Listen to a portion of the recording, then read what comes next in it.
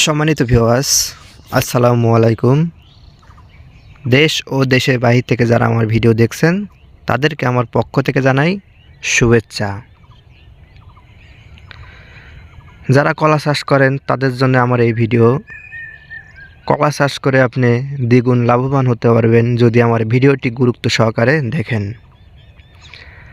আজকে আমি আপনাদের যে বিষয়টি দেখাবো সেটা হচ্ছে কলার সাথে আপনি সাথী ফসল হিসাবে আরও 2টা ফসল চাষ করতে পারবেন। এখন আপনি কলা চাষ করলেন, আবার সাথী ফসল হিসাবে 2টা ফসল চাষ করলেন, তাহলে বুঝুন আপনার কলাও হয়ে গেল এবং সাথী ফসল হিসাবে 2টা ফসলে আপনি লাভ করতে পারলেন। তাহলে আপনি একই জমিতে 3টা ফসল যদি করতে পারেন তাহলে বুঝেন আপনার জমিতে কেমন লাভ হতে পারে। ভিউয়ার্স, এখন আমি আপনাদের দেখাবো কলার সাথে সাথী ফসল হিসাবে কি আপনারা চাষ করতে পারেন।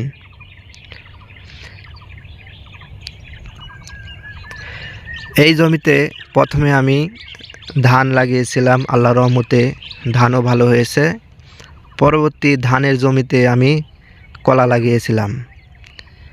ধান যখন পাকা হয়ে ওঠে তখন কলা লাগিয়ে দিয়েছি। যে কলাটা আমাদের সামনে আপনারা দেখতে পাচ্ছেন এটা হচ্ছে আনাজি কলা, যেটাকে শহরের ভাষায় তরকারি খাওয়া কলা বলে থাকে। বিশেষ করে শহরের লোক এটা তরকারি খায়, তাই কলার দামও ভালো পাওয়া যায়। ভিউয়ার্স, ধান যখন পাকা হয়ে যায় তখন আমি কলা লাগিয়েছি। ধান কাটার পর জমি পরিষ্কার করে কলা গাছে ঠিকমতো সার দিয়ে তারপরে আবার কলার জমিতে বিশেষ করে শীত মৌসুমে আমি রসুন লাগিয়েছি। দেখুন বন্ধুরা, আমার রসুন গাছগুলো কত সুন্দর হয়েছে।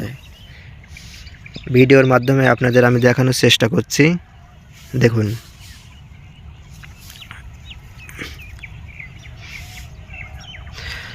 তো আল্লাহর রহমতে এই রসুন গাছগুলো অনেক সুন্দর হয়েছে।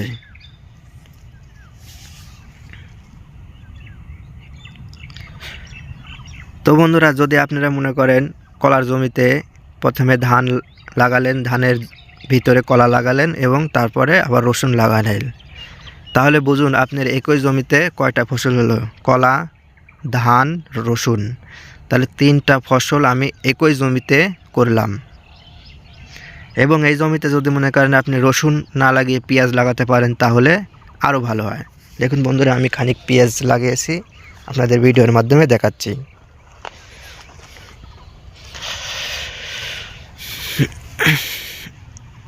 আল্লাহর রহমতে পেঁয়াজগুলো অনেক সুন্দর হয়েছে।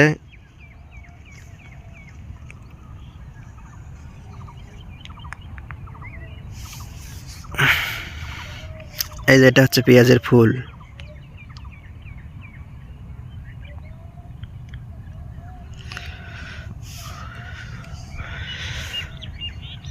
তো সম্মানিত ভিউয়ার্স,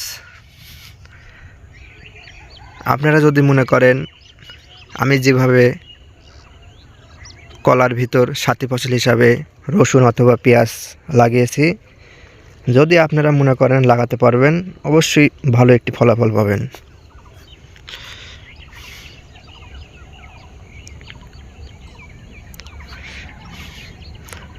তো আজকের মতো ভিডিও এখানে শেষ করলাম।